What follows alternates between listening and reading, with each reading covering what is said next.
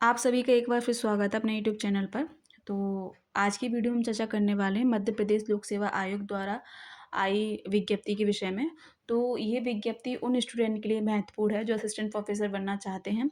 तो अभी आप देख रहे होंगे हाल ही में कल ये नोटिस निकाला गया 30 दिसंबर 2024 को कि मध्य प्रदेश ने क्या है असिस्टेंट प्रोफेसर की वैकेंसी निकाली है। ठीक है, सब्जेक्ट वाइज क्या है शेड्यूल जारी कर दिया गया है कि आपके आवेदन फॉर्म कब भरे जाने हैं, क्या लास्ट डेट रहेगी, ठीक, और किस तरह की आपकी परीक्षा होगी, कितनी सीटें हैं, ठीक है, ये सारी चीज़ें।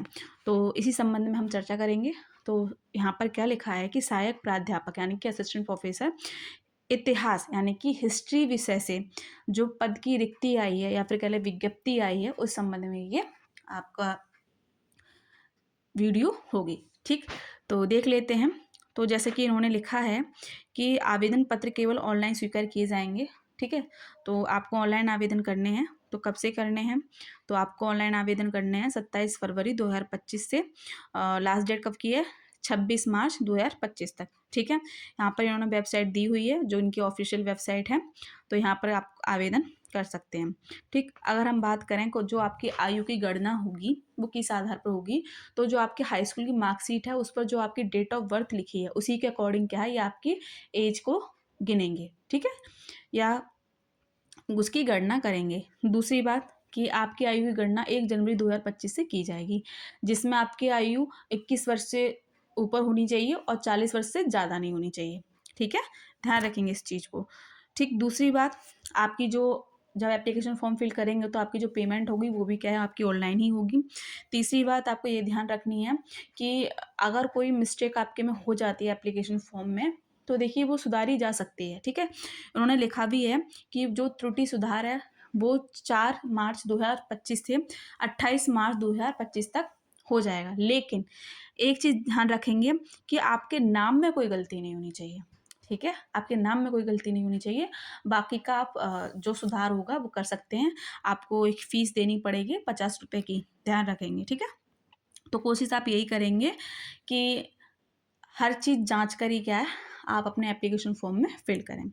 ठीक है, दूसरी बात कि आपकी क्या शैक्षणिक अर्हताएँ होनी चाहिए यानी कि कौन स्टूडेंट क्या है इस फॉर्म को फिल कर सकते हैं। तो यहाँ पर इन्होंने दिया है कि वो स्टूडेंट जिनका मास्टर हो गया हो और जिनके कम से कम 55% अंक मास्टर में हों। ध्यान रखेंगे जिनके कम से कम 55% अंक मास्टर में हो। ठीक, यहाँ पर उन स्टूडेंट को आरक्षण देखने को मिलेगा जो ओबीसी एससी एसटी कैटेगरी से आते हैं, लेकिन आरक्षण सिर्फ उन्हीं स्टूडेंट को मिलेगा जो मूल निवासी हों कहाँ के, मध्य प्रदेश के।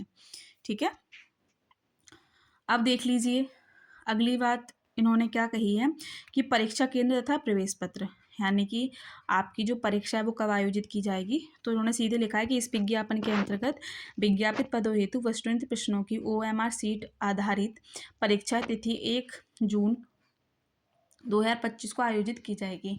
यानी कि जो आपकी परीक्षा होगी वो क्या होगी, OMR बेस होगी। ठीक है, और अगर हम बात करें अगर ये 1 जून को परीक्षा कराएंगे तो इस विज्ञप्ति के अनुसार जो इसके प्रवेश पत्र हैं वो आपको कब देखने को मिलेंगे, 23 मई को। ठीक, 2025 कहाँ पर मिलेंगे ये आपको जो इनकी ऑफिशियल वेबसाइट है वहाँ पर देखने को मिलेंगे। ठीक, ध्यान रखेंगे। आगे देख लेते हैं। जैसा कि मैंने आपको बोला कि आरक्षण सिर्फ उन्हीं लोगों को मिलेगा जो मध्य प्रदेश के मूल निवासी हैं।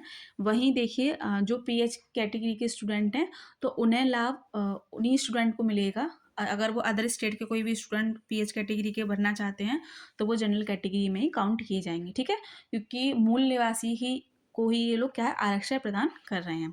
ठीक, अब जो महत्वपूर्ण है हमारे लिए कि हिस्ट्री में कितनी सीटें आई हैं, तो सबसे पहले देख लेते हैं। टोटल आपकी 97 सीटें हैं। ठीक है, जिसमें अनरिजर्व में कितनी सीटें हैं, 10, SC में 14, ST में 23 और OBC में है 37 सीटें, EWS में है 13 सीटें। ठीक है, ये तो टोटल हो गया आपके 97 सीटें हैं और unreserved SC ST OBC EWS में इन्होंने सीटें बता दी। अब देखिए यहाँ पर इन्होंने डिवाइड कैसे किया है कि रिक्तियों में से मध्य प्रदेश के शासकीय महाविद्यालयों के अतिथि विद्वानों हेतु आरक्षित पद, तो अंडरजेड में 3 आएंगी, एससी में 4 हैं, एसटी में 6 हैं, ओबीसी में 9 हैं और ईडब्ल्यूएस में 3 हैं। ठीक। वहीं रिक्तियों में से मध्य प्रदेश के मूल निवासी महिला अभ्यर्थियों हेतु आरक्षित पदों की संख्या, तो अनरिजर्व कैटेगरी की जो फीमेल स्टूडेंट है उनके लिए 4, एससी कैटेगरी के हैं 5, एसटी कैटेगरी के लिए हैं 8 और ओबीसी कैटेगरी के लिए हैं 13 और ईडब्ल्यूएस के लिए 5। वहीं मध्य प्रदेश के मूल निवासी दिव्यांगजन हेतु आरक्षित पदों की संख्या कितनी है, तो इसमें एलडी कैटेगरी के लिए 1 सीट है, बीएच कैटेगरी के लिए 2 सीट है और एचएच कैटेगरी के लिए 5 सीट है। ठीक है, तो अपनी कैटेगरी के हिसाब से आप लोग अपनी सीट देख लेंगे कि कितनी सीटें आपको हिस्ट्री से देखने को मिल रही हैं। ठीक, तो यहाँ पर क्या है, आपको ये चीज़ ध्यान रखनी है। दूसरी बात, जिन स्टूडेंट की पीएचडी हो चुकी है, ठीक है, तो उन्हें यहाँ पर छूट देखने को मिलेगी।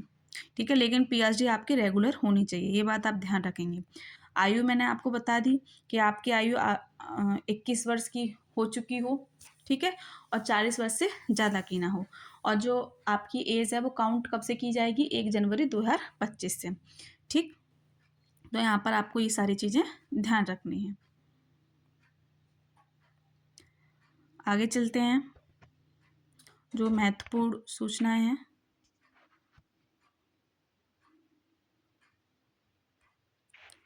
यहाँ पर ये परीक्षा संबंधी आपके कुछ नियम दिए गए हैं, वो इन्होंने लिखे हैं। अगर हम बात करें प्रतियोगी परीक्षाओं के केंद्र, यानी कि जो आपका एग्ज़ाम सेंटर होंगे वो कौन कौन से आप चूज़ कर सकते हैं, उन्होंने नाम भी दिए हैं।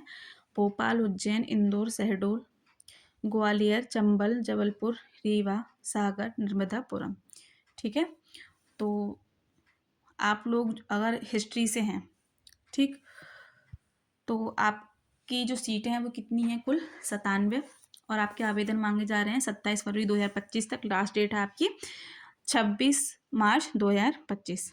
ठीक है, तो जो स्टूडेंट हिस्ट्री से हैं वो आवेदन कर सकते हैं। बाकी ऐसी कोई और नोटिफिकेशन असिस्टेंट प्रोफेसर की वैकेंसी से देखने को मिलेगी तो आपको समय रहते बता दी जाएगी। तब तक बने रहें अपने चैनल के साथ। बहुत बहुत धन्यवाद।